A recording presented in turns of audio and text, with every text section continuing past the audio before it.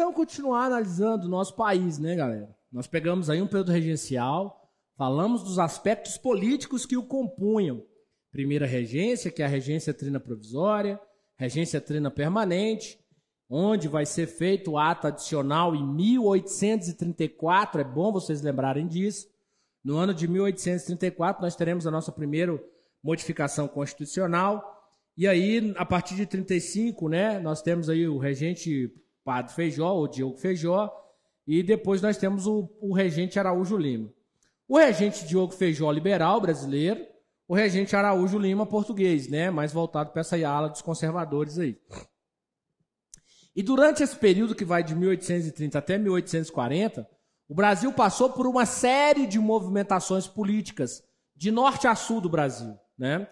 Essas manifestações políticas têm muito a ver com a formação dos partidos. Em muitos lugares no Brasil, que os brasileiros não queriam que os portugueses tivessem o mesmo direito que os brasileiros. E isso gerou pano para manga. E outras coisas que a gente deve analisar e devemos entender é que o não reconhecimento inicial lá atrás das províncias, lembra? Você não dá poder para a província, vai causar as principais revoltas desse período. Como, por exemplo, a cabanagem, a sabinada, a balaiada. São movimentos tipicamente estruturados numa visão mais social. São localidades que dependem muito do poder público e o poder público está isento, não está fazendo muita coisa. Então a gente tem que analisar essas coisas para a gente poder entender como que as revoltas do período regencial vão impactar o Brasil, e se é que vão, tá? Agora, uma coisa é certa, e aí a gente tem que entender essa coisa. A gente entende isso até hoje, gente. O Brasil foi formado assim, né? Enquanto os liberais estiverem comandando as regências, sabe quem vai suscitar as revoltas? Os conservadores. Demorou? Então imagina, é como se você pega aí os governos brasileiros na atualidade, né? Você tem um presidente da República lá, a sua oposição hoje fica tentando fazer manifestação contra ele. Naquela época você tinha um liberal no poder, os conservadores faziam manifestação contra ele e assim vai. Beleza? E essas manifestações elas vão ter características muito diferentes. Por quê, gente? De novo, você não tem uma perspectiva no Brasil da década de 40 de movimentação nacional no Brasil. Uma característica singular, de novo, de toda a história brasileira que até agora a gente vivenciou, até agora, toda ela é de movimentos regionalizados. O Brasil é uma coxa de retalhos, né? São Paulo luta por São Paulo, Minas luta por Minas, Maranhão luta pelo Maranhão, Pará luta pelo Pará, e ninguém luta pelo Brasil. Essa é a verdade até agora. Nós vamos ter um movimento ainda no governo de Dom Pedro II, que são as chamadas revoltas liberais. Essas revoltas liberais, elas foram muito pacatas, mas elas foram as únicas que suscitaram movimentação nacional no Brasil. E talvez por isso Dom Pedro II tenha dado seu checkmate, porque ele entendia que essas revoltas poderiam dar um movimento de proporções inimagináveis no Brasil. E aí ele deu um checkmate fenomenal. Dom Pedro II é inteligentíssimo, tá? Mas antes disso acontecer, nós temos aí esses movimentos regionais e a gente precisa de entendê-los um pouquinho, para a gente poder sair na frente aí nesse processo de analogia. Bom, o primeiro deles, que a gente vai citar, é o movimento da cabanagem. A cabanagem é um movimento que acontece no Pará, tá? Cabanagem é um movimento que acontece no Pará no ano de 1835 e vai até 1840. Então nós temos aqui de 1835 até 1840. Não são movimentos de rápido acontecimento, né? Muito pelo contrário. É um movimento que demora, né? Demora muito a acabar. Lá na cabanagem, você tem um levante de populares, escravos.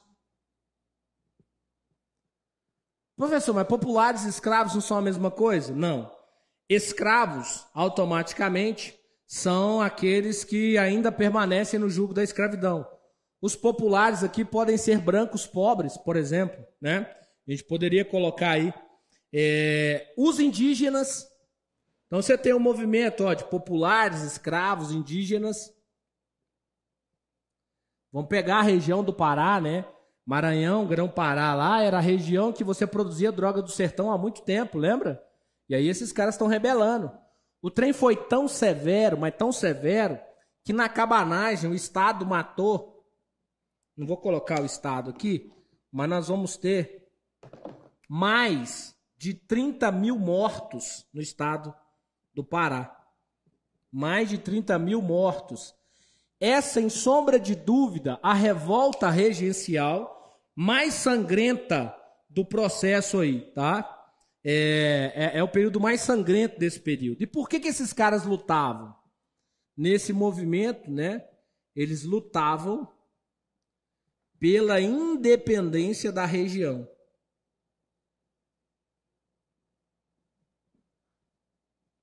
De novo, movimento regionalizado. Lutavam pela independência da região. Era um descaso muito grande, né, do próprio Estado. A região, moçada, que o Brasil entendia como sul era a região sudeste. Nós vamos ter um movimento parecido com esse aqui, na Revolta Regencial, que é lá no Rio Grande do Sul. O Rio Grande do Sul também, que é a independência da região. Aqui, o Estado vai a ferro e a fogo e vai matar quem for necessário matar. Eles não conseguem aí, tá, fazer o movimento deles. Caso disse, resultado da cabanagem são os 30 mil mortos. O Estado permanece lá. Um outro movimento que nós vamos ter nesse período aí é a Sabinada. Sabinada. Francisco Sabino é o representante desse movimento aí, ó. Sabinada. Francisco Sabino é o líder desse movimento. A Sabinada, ela vai acontecer na Bahia, de 1837 a 1838. Então vamos colocar as localidades.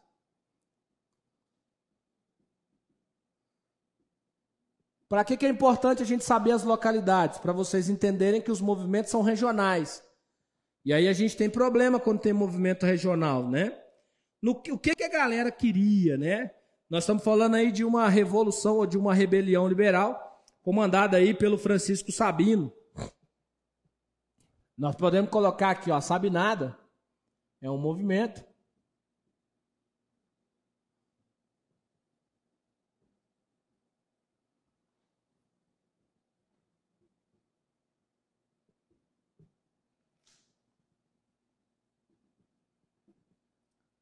Podemos colocar aí também que quem participou ativamente desse movimento era a classe média baiana, tá? A classe média baiana. Qual que era o objetivo? Era um movimento limitado a Salvador. Qual que era o objetivo? O objetivo deles, expulsar os portugueses. Gente, os caras tinham um ódio mortal dos portugueses, porque os portugueses automaticamente estavam aí usando, né, do Brasil aí para poder ganhar muita grana, né? A ideia deles era fazer uma república, né, lá no norte do Brasil, no nordeste brasileiro. Não vão conseguir, tá? Morre mais de 1.800 pessoas.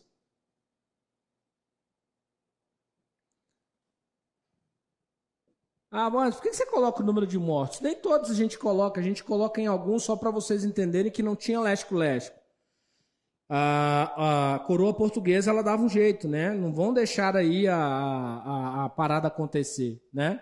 Então você tem um movimento liderado por Francisco Sabino, que era um médico, apoiado aí por comerciantes, né?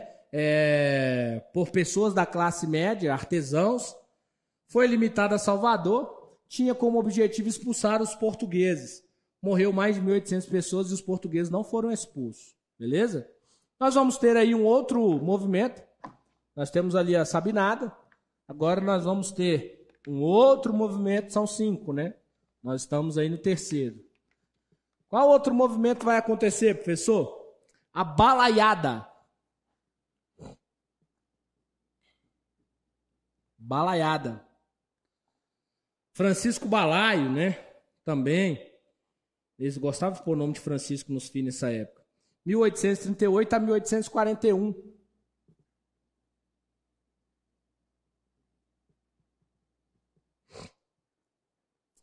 A balaiada é um movimento que acontece no Maranhão. Tá? Esqueci de colocar o Maranhão ali primeiro, colocar aqui, ó. Qual que é o objetivo das balaiadas aí, gente? O que esses caras desejam? Movimento sertanejo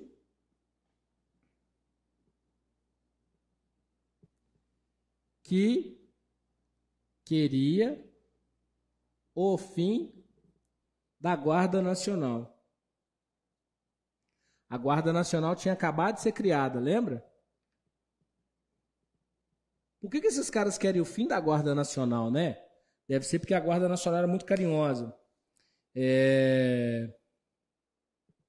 Nesse caso aqui, gente, no movimento da balaiada, o Maranhão ficou um caos, né? Por conta desse movimento. Aqui, nós tivemos uma solução um pouco diferente para os outros.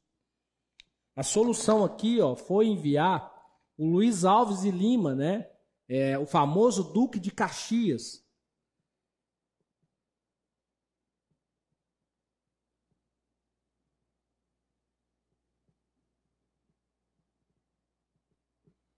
O Duque de Caxias é um militar que vai ganhar notoriedade no Brasil nesse período, porque ele começa a ganhar os títulos, né?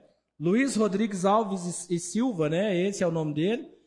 Ele começa a ser chamado de duque, de conde, etc e tal. Ele vai recebendo os títulos de nobreza pelas batalhas que ele vai apaziguando.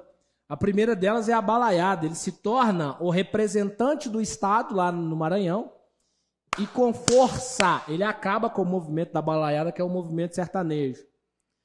Devido à sua truculência ou devido à sua resolução do conflito lá no Maranhão, o Duque de Caxias será convocado para resolver o problema que acontece lá no Rio Grande do Sul, com relação à revolta dos farrapos. Só que antes da gente chegar na farroupilha, nós vamos passar aqui por uma outra revolta, que é a revolta dos malês. Já ouviram falar da revolta dos malês, né? Com certeza. A revolta dos malês, gente, ela acontece no ano de 1835 na Bahia. Então, é um movimento que ocorre na Bahia e é um movimento que denuncia uma outra coisa importante aí, ó. Os malês na Bahia, no ano de 1835, eram um grupo de negros muçulmanos que sabiam o Alcorão. Então, eles comunicavam entre eles. Se vocês lembrarem um pouquinho da política da escravização que existia no Brasil, a ideia da política da escravização era trazer negros de tribos diferentes para eles não se comunicar. A revolta dos malês suscitou no Brasil, e a Emília Viotti gosta disso, a onda negra e o medo branco. Gente, isso aqui é questão de prova, tá? Presta atenção. Onda negra, medo branco. Como assim, professor? Lá no Haiti não aconteceu a revolução e a independência do Haiti pelas mãos dos negros? Pois é. Onda negra, medo branco. Quando a gente fala de onda negra, medo branco, era o medo que o branco tinha das movimentações dos negros no Brasil. Tanto é verdade que nesse momento na história do Brasil, começam a suspirar leis abolicionistas, que nós vamos falar delas daqui a pouco. As leis abolicionistas, elas começam muito antes de 1850. Por quê? Porque o movimento dos negros, e não só dos negros, também dos abolicionistas, ela vai acontecendo. Ela vai fustigando a parada. E aí, qual que é o medo? O medo do branco era o negro se tornar livre através de uma revolução, porque você tinha uma infinidade de negros no Brasil.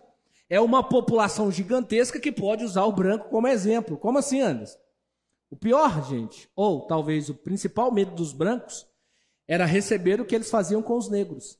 Os brancos tinham medo de serem o quê? Escravizados pelos negros. Por isso onda negra, medo branco. Vocês já imaginaram se o negro consegue fazer a independência? Imagina aí. E aí são maioria na sociedade, eles conseguem subjugar o branco? Complexo. Mas pensa nisso. Por isso onda negra, medo branco, descrito pela Viotti, tá? Aqui os caras estavam cagando. Tanto é verdade que a revolta dos malês não dura 48 horas. Porque era uma revolta só de negros. Os caras revoltaram. Mandaram eles fazer trabalhos forçados. O que eles fizeram? Fazer não, mano. Nós não somos escravos. Porque a visão que eles tinham deles lá na África era outra. Não fazer não. E aí eles se organizam. Rebelam-se com paus e pedras. Qual que era a ordem do governo? Vai lá e passa o cerol. Mata todo mundo.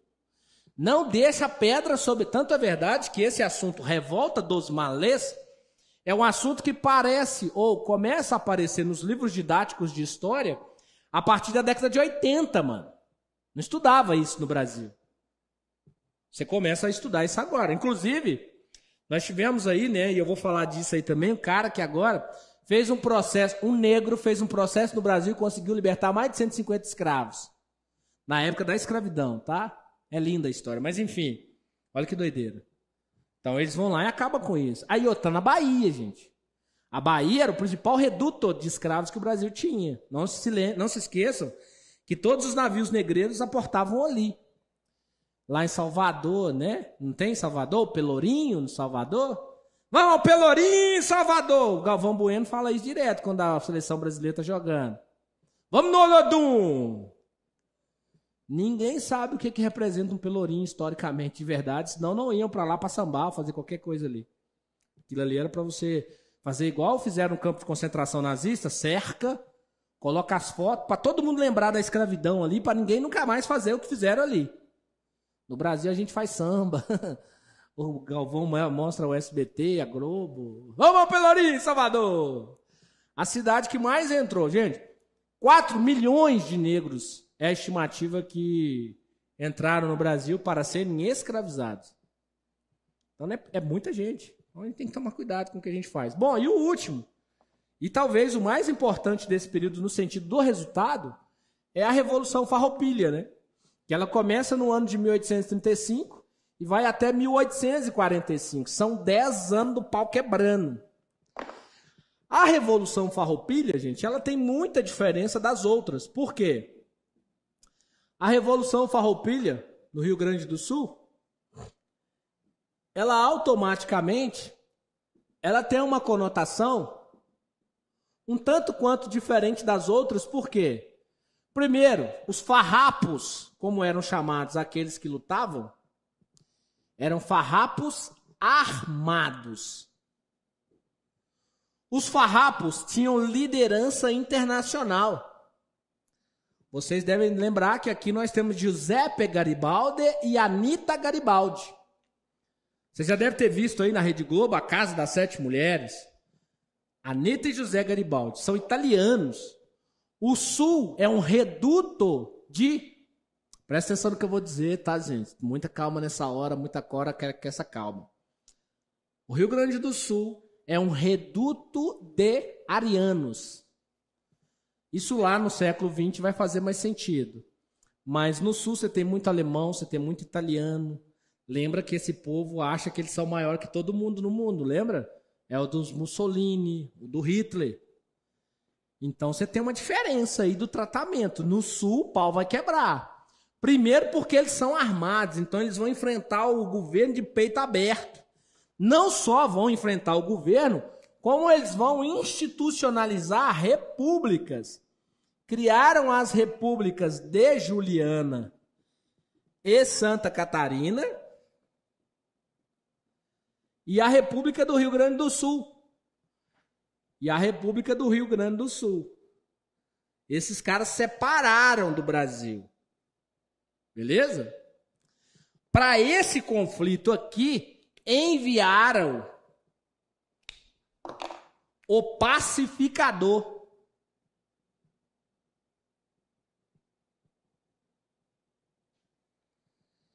Quem é o pacificador, Anderson? O Duque de Caxias. Você acha que o Caxias chegou lá mandando bala em todo mundo? Não.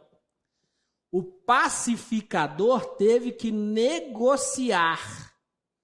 Tanto é verdade que é uma negociação que atravessou para dentro do Segundo Reinado. Teve que negociar. No Rio Grande do Sul não cabia bala. No Rio Grande do Sul houve negociação. Como assim, Anderson? O Duque de Caxias teve que tratar com o Rio Grande do Sul da seguinte forma. Todos os militares riograndenses que lutavam e pegavam armas tiveram que ser reconhecidos pelo Brasil como militares da Guarda Nacional em suas devidas patentes. Olha que lindo, gente. Vamos supor o cara aqui era tenente do Farrapos. Aqui na Guarda Nacional vai virar tenente. Ele era capitão, vai virar capitão. E vai ser pago pelo Estado brasileiro. O Rio Grande do Sul, nesse sentido, se torna referência. Vou dar um exemplo. Antes do período da ditadura militar, no ano de 1961, quando você tinha no governo o Jânio Quadros e o João Goulart, e o Jânio Quadros renunciou, o João Goulart estava na China. Os militares que garantiram o retorno de João Goulart para ele assumir a presidência são do Sul. O Sul criou tipo uma república mesmo, gente. E recentemente nós tivemos, né, o Tribunal do Rio Grande do Sul julgando aí as causas do Moro, né? O Moro, o herói brasileiro, sem vergonha, mas enfim, né? Tamo aí. Negociaram, tiveram que colocar os militares dentro da parada. E aí o Rio Grande do Sul falou, olha, vai ter que criar uma lei também. Então, além de colocar os militares ou de dar patente para os militares dos farrapos, aqui eles criaram uma tarifa chamada Tarifa Alves Branco, que era uma tarifa de proteção ao mercado interno. Por que a Farroupilha existiu? Porque no Brasil não tinha lei de proteção alfandegária. E aí tiveram que criar uma lei de proteção alfandegária. O Rio Grande do Sul, gente, a parte sul do Brasil sai assim, ó, de peito aberto e nariz em pé. É como se eles tivessem derrotado o Estado. Tudo bem que foi uma negociação feita pelo Duque de Caxias, mas eles conseguiram o que eles queriam, tá? Esses movimentos demonstram aí uma singularidade muito grande com relação ao Brasil. A Guerra do Farrapos era por um problema óbvio. Gente, como que as leis protecionistas surgiram no século XVI e no Brasil? No século XIX não existia nenhuma. Quer dizer que todo mundo vendia aqui no Brasil do jeito que queria. Isso aqui, por exemplo, cria um problema com a Inglaterra. A Inglaterra não vai ficar feliz com a tarifa Alves Branco. Por que não, professor? Porque a tarifa Alves Branco vai cobrar dos produtos que o Brasil não produz e dos produtos que o Brasil produz. Vamos supor que quer entrar a carne de charque, então vai cobrar 40%. Não produz carne de charque e cobra 20%. Então cobra-se de todo jeito. Os caras não vão ficar felizes, não.